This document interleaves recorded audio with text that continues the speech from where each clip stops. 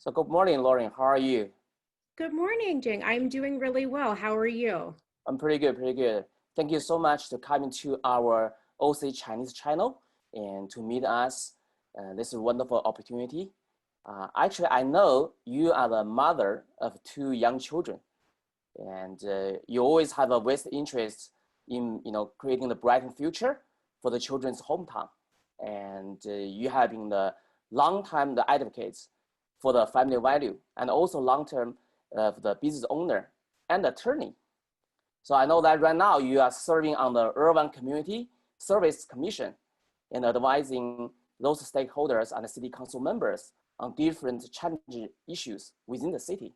And now you stand up to try to run for the city council. So my first question is, what do you think you are the best candidate to fill this position? Well, thank you so much for the opportunity to speak with you and the Chinese community this morning.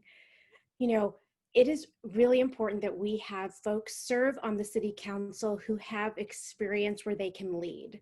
And as you mentioned, I am a mother. I have twin 7-year-old girls, Riley and Chloe, and I've served as a city commissioner. And I'm also the chair of the Irvine Children, Youth, and Families Advisory Committee. So for me, this community, I see it as a beautiful community, but we do have complex problems that we need to solve. And so my unique experience, having served as an attorney fighting for families my entire career, combined with my experience serving this community and knowing our residents, knowing their values, gives me the unique opportunity to stand up for them against adversity, against the challenges that we may face ahead, always putting their interests ahead of everything else. So I'm excited to run. I'll share with you that over the last 3 years as a city commissioner, I've worked on challenging issues like childcare in this city, some of the issues that affect our families, many of whom have two parents working, they're busy families, and I know that we need to make sure that they have the support to thrive in the community. And while I've been a commissioner, we added 2,500 childcare seats in this city. So I'll continue to stand up for families, to protect our open spaces, and to make sure that kids and families thrive. Thank you so much, Lauren. Thank you so much for having done such a wonderful job. I know that a lot of the urban families come to here to settle here for their kids, for their education. So that's a really, really important aspect for people to know that, and especially for Chinese community. And thank you so much. And my next question is that we all know that the nationwide we all have been impacted by the COVID-19, the pandemic, and people all concerned about how we can do post the pandemic. So my question is that how do you think you are really like uniquely qualified to help manage those COVID-19 pandemic on the city level? Sure. So my background as an attorney has thrown me into many difficult, challenging situations, dealing unfortunately with crises that communities face, be it mental health or substance abuse or poverty. You name the crisis, I've pretty much grappled with it in the law. But what we're facing right now is a unique health pandemic, an economic crisis, as well as all of our lives being turned upside down. And I can tell you, in my opinion, the single most important thing that anyone in government, especially on the council level, should do is fight to protect the health of our residents and the folks who work in our city. So immediately at the time that the pandemic started, I became a strong advocate for increased masks and the use of PPE. And I know as a mom, our families must always be the priority, but also as a small business owner myself, I know that our workforce can't thrive if our businesses don't thrive.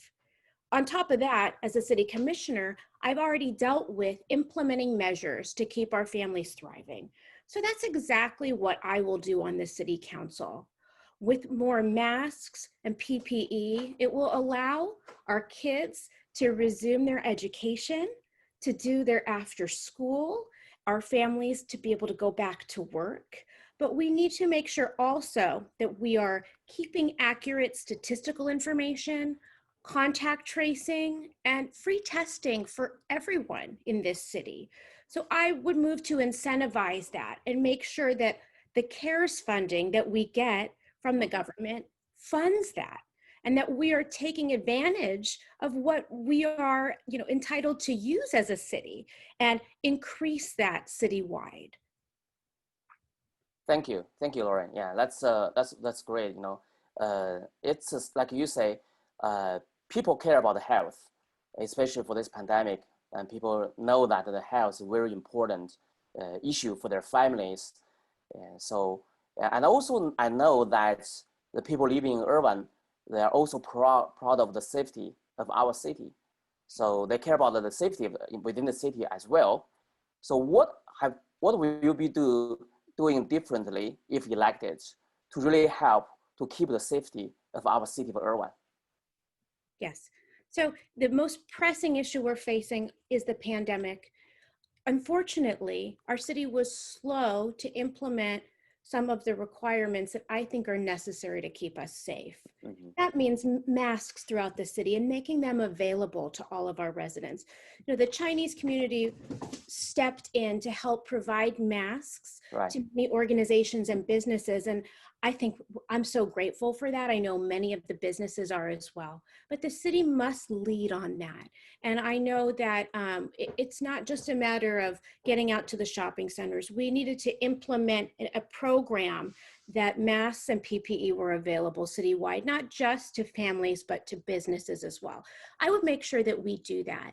I also will make sure that we have a contact tracing program so that we know what the impacts of the pandemic are on our residents, and be able to figure out and deter and prevent future pandemic impacts, so that we're able to see how we make sure people don't get it.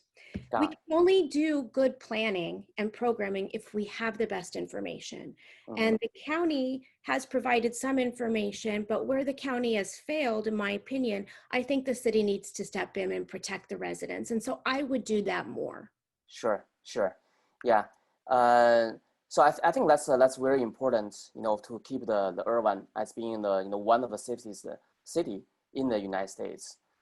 With this pandemic, a lot of small business owners have been really hit heavily for their business. Some of them have to close the business, and some of them really want to open business as soon as possible. So if elected as a city council member, how would you do the differently to help those people, those small business owners, to come back to on their feet so that the city can thrive? Yeah, I recognize that without our thriving businesses, we don't have jobs. And then folks are not able to support their families. Yeah. Alternatively, if folks are not able to go to work because of the pandemic and the impacts on their family of the pandemic, our businesses can't thrive. So I think these things go hand in hand. And I know that because I am a small business owner right here in Irvine, and I employ people who also depend on our business being up and running.